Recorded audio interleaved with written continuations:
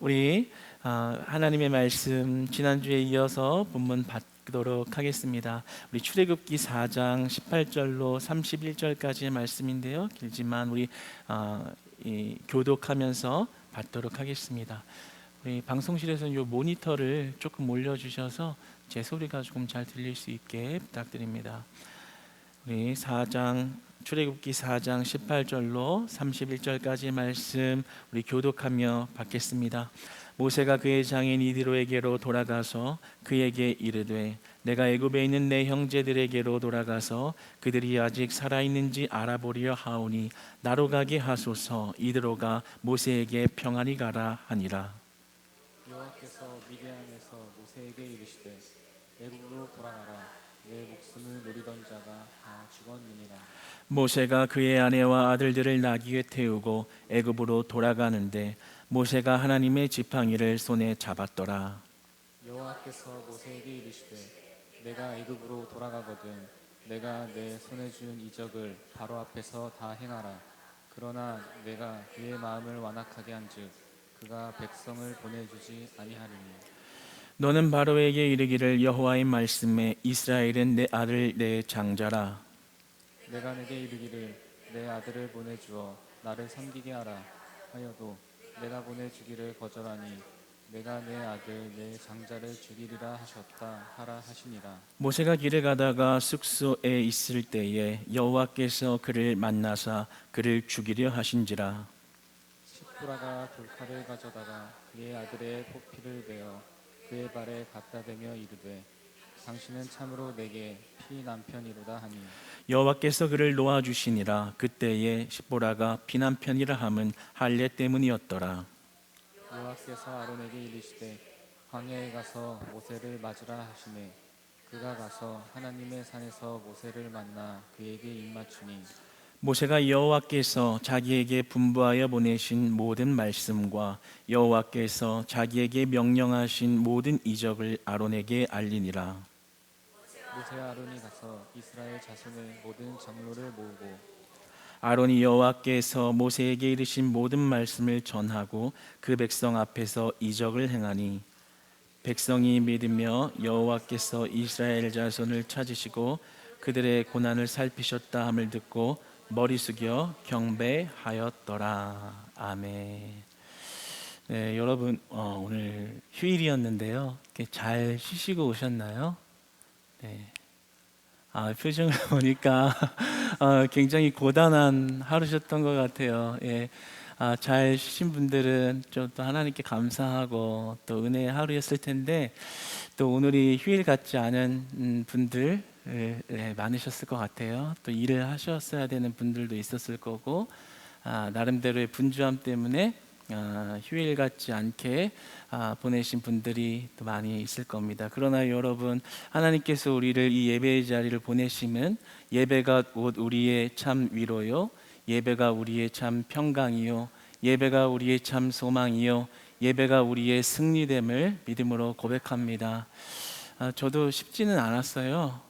오늘 쉬는 날이었음에도 우리 사모가 또 이제 카페팀에 와서 아침부터 이렇게 봉사를 하느라고 사모는 사모대로 하루 종일 고생하고 저는 덕분에 이제 두 남자 아이를 같이 데리면서 말씀 묵상을 하루 종일 하면서 그러면서 우리 오늘 참 바빴을 성도님들, 분주했던 성도님들 참 생각이 더 떠오르면서 그러나 오늘 이 수요일 예배가 우리의 소망이 되고 예배가 우리의 회복이 되고 예배가 우리의 생명이라는 사실이 저에게도 위로가 되었고 우리 모든 그런 예배자들에게 위로가 되는 시간이 되기를 주님 안에서 축복합니다.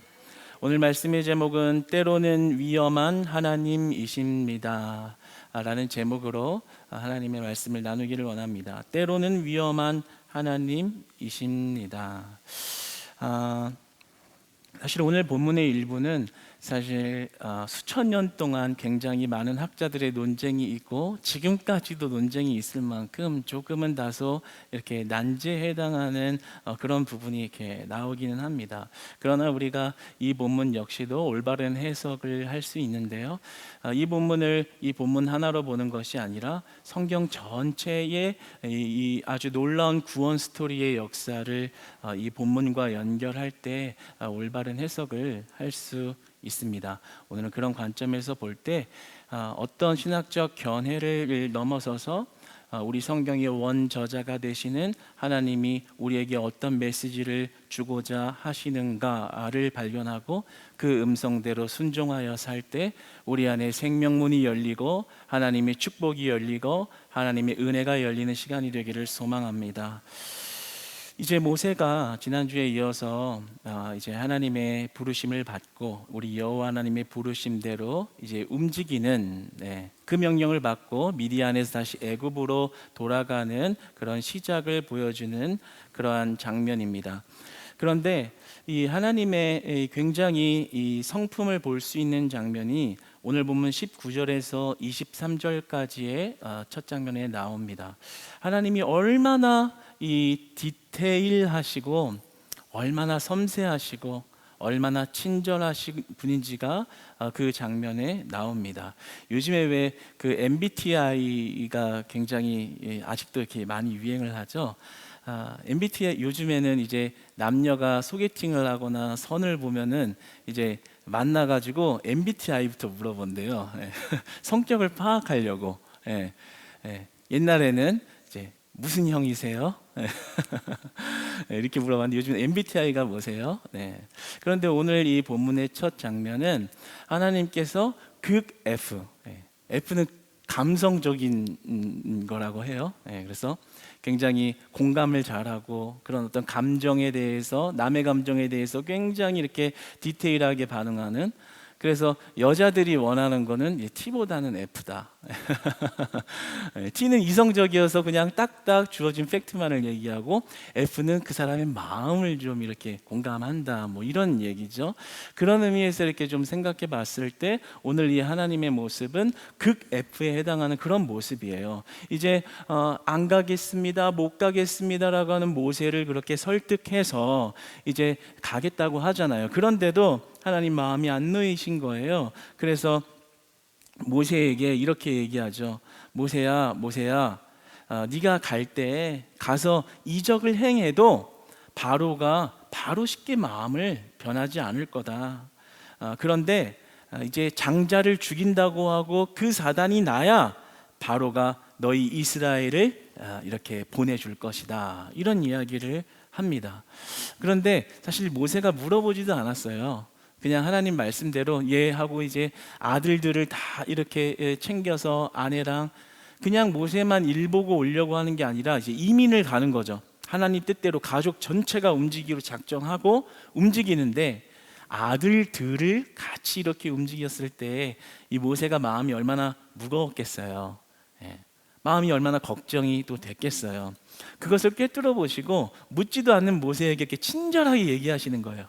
극 F. 여자들의 로망, 극 F의 모습을 보이는 거예요. 그러니까 그 의미는 뭐겠어요?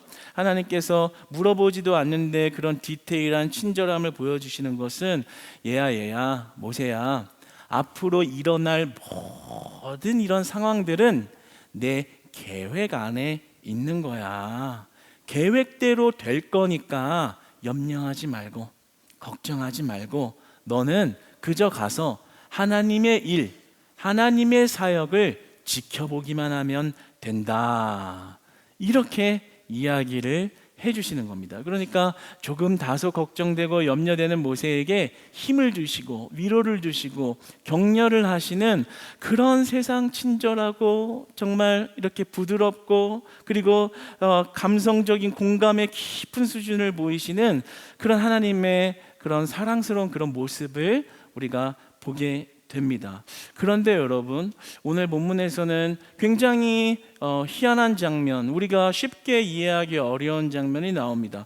그렇게 친절하게 이야기하고 기분 좋게 잘 가면 되는 것인데 24절, 그런 말을 하고 나셔서 모세가 길을 가다가 바로 다음 순간에 겪게 되는 것은 너무나도 우리가 이해하기 어려운 장면으로서 등장을 합니다. 오늘 24절의 말씀을 같이 한번 읽어보기 원합니다. 24절 한번 읽어보겠습니다. 시작.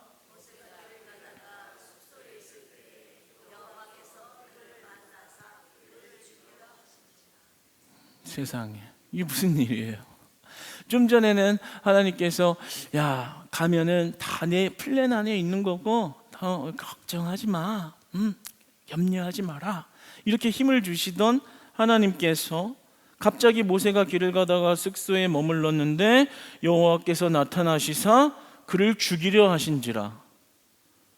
세상에 어떤 스릴러 영화보다도 무서운 장면이에요. 그렇죠? 좀 전까지는 어르고 달래고 가라 제발 가라, 내가 함께한다, 내가 도와줄게, 예 가겠습니다 해가지고 가는데 죽이려고 하는 거예요. 세상에 어떤 영화보다도 무서운 장면인 거죠. 이게 쉽게 받아들여지지 않을 정도로 하나님이 마치 죽이려고 작정하신 분처럼 이렇게 굉장히 하나님이 포악해 보이고 굉장히 위험한 분처럼 보이시는 그런 장면입니다. 하나님은 왜 모세에게 가서 모든 계획과 그분의 일의 친절하심을 다 설명하고 나서 왜 갑자기 모세를 죽이려 하신 걸까요? 여기서 죽인다는 것은 진짜 죽이려고 했다는 말씀이거든요. 위협이 아니라 죽기 직전까지 간 실제로 죽이려는 의도를 가지고 움직이신 거거든요. 하나님은 왜 그런 행동을 하셨을까요? 그 이유는 그의 모세의 아들들이 할례를 행하지 않았기 때문입니다. 모세의 아들이 할례를 행하지 않았었기 때문입니다.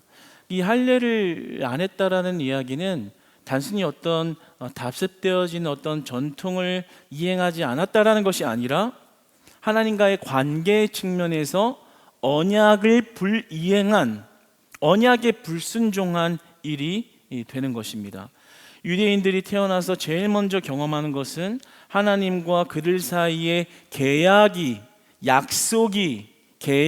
존재한다라는 것을 몸에 표시하는 일입니다. 그 예식이 우리가 잘 아는 할례, 히브리어로 브리트 밀라라는 말입니다.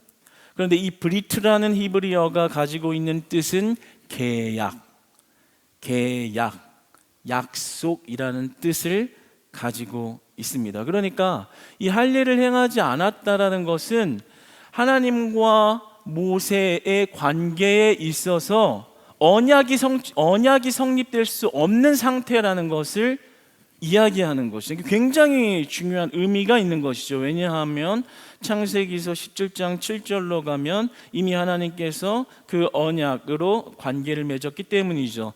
창세기서 17장 7절 말씀 한번 같이 화면을 보며 읽어보겠습니다. 시작. 내가 내 언약을 나와 너 및 내 대를 영원한 언약을 삼고 너와 내 후손의 하나님이 되리라. 이미 이 선대에서 하나님께서 언약의 관계를 맺으셨는데 하나님과 그들의 언약의 관계는 할례로 표징이 된 것입니다. 그러니까 이 할례를 통해서 네가 나의 백성이고 나의 그늘 안에 나의 관계 안에 있는 언약 백성이다라는 어떤 이런 증표가 된 것이죠. 그런데 모세의 아들이 할례를 받지 않았다는 것은 곧 이 언약에서 벗어난 언약의 불순종이 성립되어 있는 것이죠. 그래서 25절로 가면 아내인 십보라가 그 아들에게 할례를 행하고 모세의 발에다가 그것을 갖다 대어 피난편이라는 고백을 함으로써 죽어가는 모세가 살아나게 됩니다. 그러니까 우리는 단순히 어떤 이 행위를 함으로 이 죽을 뻔한 모세가 살아났다라는 그런 의미가 아니라, 죽을 뻔했는데 할례에서 살아났다라는 의미가 아니라 파괴되어 있는, 훼손되어 있는 언약 관계가 회복되어졌다라는 그 의미를 봐야 하는 것이죠. 그런데 이것은 이 바로와 이집트와의 관계와 같이 엮여 있습니다. 왜냐하면 이제 바로가 있는 바로는 이집트를 대표하는 것이거든요. 우리가 이집트를 에서 구출하려고 가는 것인데 나중에 이 장자 사건을 통해서 그들을 심판하게 되잖아요. 그들이 이 피 사건에 대한 유월절 그 어린 양의 피에 대한 그러한 심판, 그 장자들을 죽이는 그런 심판이 예고되어집니다. 그런데 우리는 이 성경을 보면서 이 애굽만, 이 바로만 심판의 대상이라고 생각을 했는데 그 심판이 있기 전에 모세에게 이미 그 죽음의 목표가 모세에게 향했다는 것을 오늘 본문에서 보게 되는 겁니다. 그런데 이 모세를 죽이기로 결심했다라는 이야기는 곧 이스라엘을 죽이겠다는 얘기거든요. 왜냐하면 그 모세는 이스라엘의 대표성을 갖기 때문입니다. 그러니까 지금 모세를 죽이겠다는 얘기는 죽이려 하심은 이스라엘을 구원치 않겠다라는 의도가 함께 포함되어 있는 겁니다. 그러니까 여기에서 중요한 메시지가 나옵니다.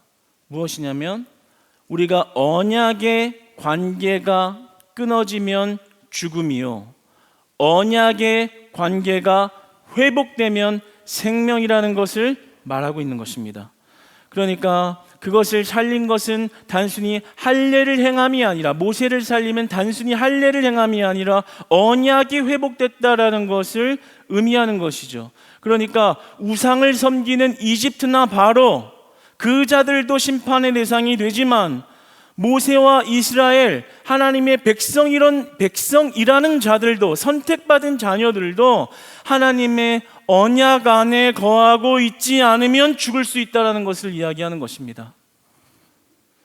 언약의 관계에 있지 않으면 죽을 수 있다는 것을 이야기하시는 거예요. 그래서 신학자 부르그만은 이 본문에 대해서 이렇게 말합니다. 하나님은 그 무엇이나 누구에 의해 통제될 수 없는 매우 위험한 신이다 라고 고백을 합니다. 그러니까 다소 좀 이 표현이, 위험한 신이라는 표현이, 그래서 제가 오늘 제목을 때로는 위험한 하나님입니다 이렇게 적었어요.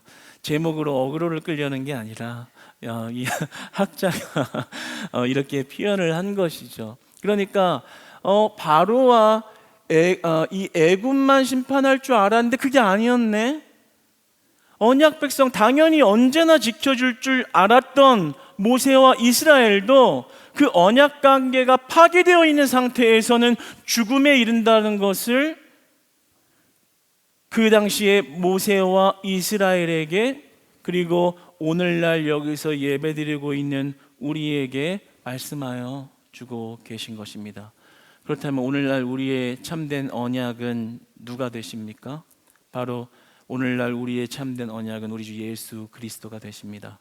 마태복음 26장 26절로 28절까지의 말씀을 한번 같이 보면서 합독하여 읽어보겠습니다. 시작. 그들이 먹을 때에 예수께서 떡을 가지사 축복하시고 떼어 제자들에게 주시며 이르시되 받아서 먹으라, 이것은 내 몸이니라 하시고, 또 잔을 가지사 감사 기도하시고 그들에게 주시며 이르시되 너희가 다 이것을 마시라, 이것은 죄사함을 얻게 하려고 많은 사람을 위하여 흘리는 바 나의 피 곧 언약의 피니라. 아멘. 오늘날 우리의 언약의 상징, 언약의 관계는 우리 주 예수 그리스도의 십자가에 있다라는 것이죠.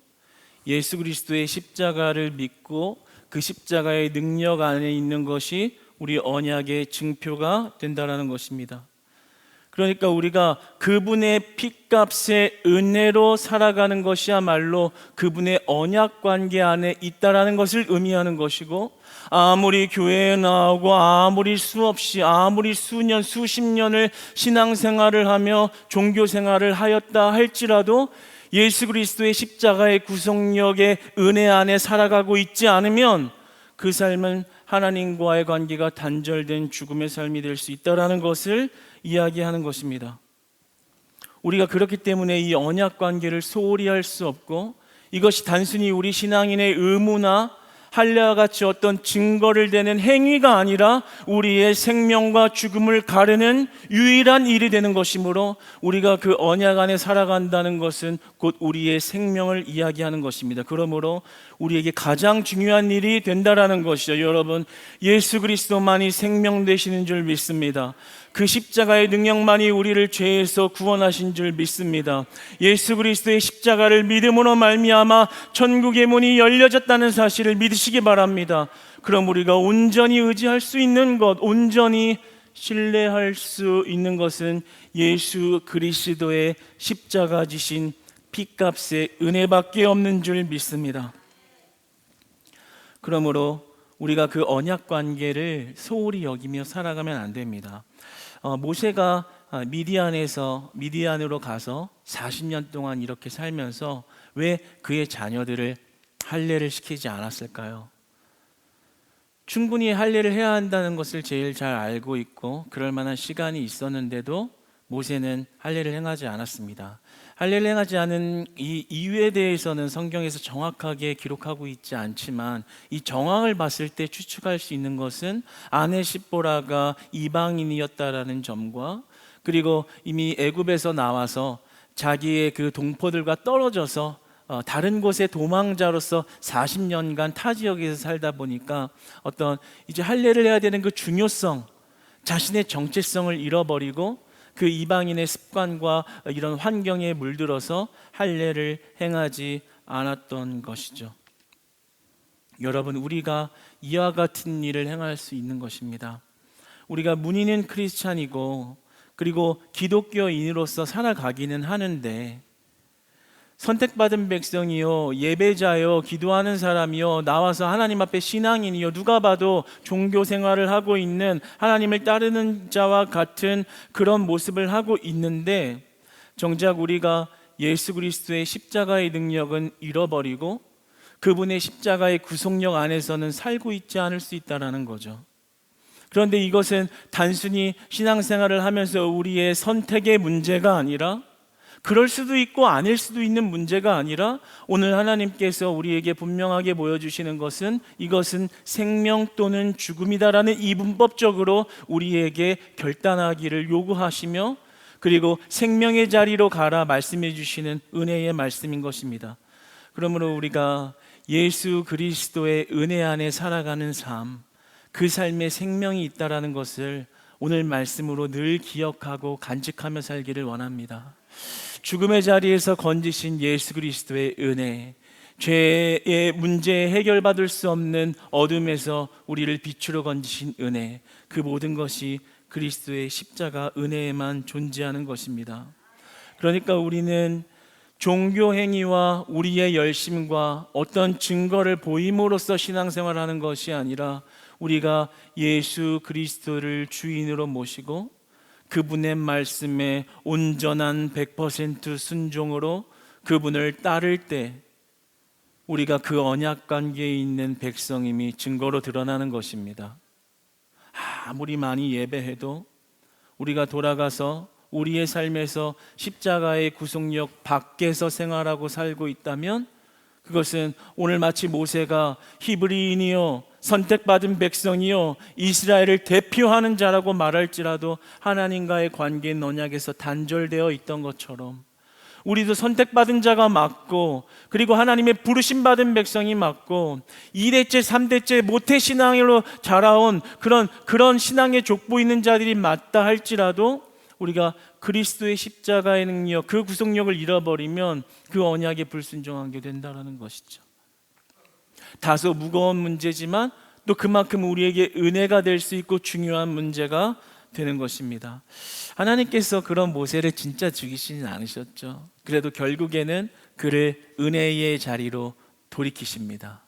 여러분, 우리가 늘 우리의 어둠의 자리에서 그리스도로 말미암아 예수 그리스도의 은혜의 자리로 나아가시는 모세와 같은 축복이 있기를 주님 안에서 소망합니다. 여러분, 예수님의 은혜의 영역 안에 살아간다는 것은 무엇일까요? 예수님의 은혜 안에, 그 십자가의 은혜 안에 살아간다는 것은 그분이 이 땅 위에 오셔서 사역하시며 보여준 그 모습대로 살아가는 것입니다.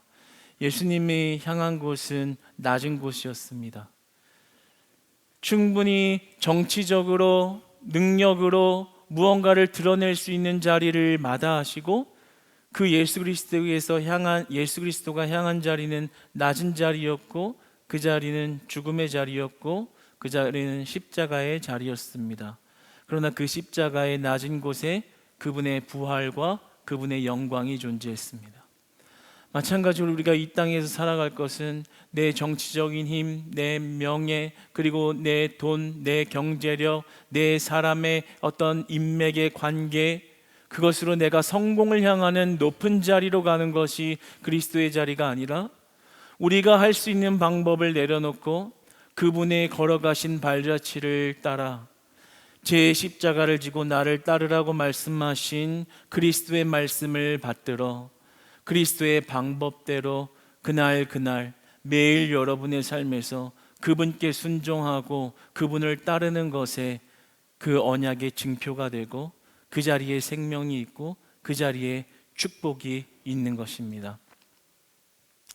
그러므로 저는 여러분, 하나님과 동행하는 여러분 되시고 예수님과 함께하는 삶이 열려지기를 축복합니다.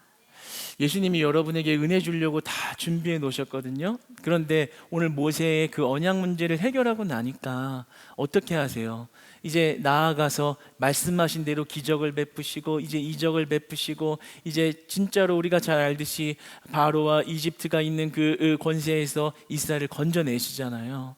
여러분, 우리가 예수 그리스도 안에 살면요, 하나님은 여러분의 미래를 훤히 내다보시고 미리 준비하시고 때로는 기적을 베푸시고 때로는 이적을 베푸시고 때로는 치료를 베푸시고 때로는 하나님의 권능의 손을 펼치셔서 여러분의 앞길을 하나님이 인도하기 시작합니다. 여러분, 하나님이 인도하시는 삶에 대한 것을 생각할 때 소망이 되고 설레이지 않으시나요? 네, 우리 앞에 분들만 아멘 해주셨어요. 우리 나머지 분들 속으로 아멘 했다고 저는 믿습니다. 여러분, 그래서 우리가 오늘 이 말씀을 받아들일 때 우리의 삶에서 자꾸만 낮은 곳을 향하고 예수 그리스도가 가신 십자가의 길을 향하고 그 높은 곳을 내려놓고 그분의 말씀대로 행할 때 하나님이 여러분의 삶 안에 들어와 운행하시는 삶의 회복이, 그 삶의 회복이 여러분 가운데 다시 변화로 일어나기를 주님 안에서 축복합니다. 우리 한 주간 동안에도 그리스도의 십자가를 따르는 언약 백성의 삶으로 그 낮은 곳에서에서 맞이할 수 있는 그 영광과 축복과 기쁨이 여러분의 삶과 삶의 현장에 가득하시기를 주님 안에서 축복합니다.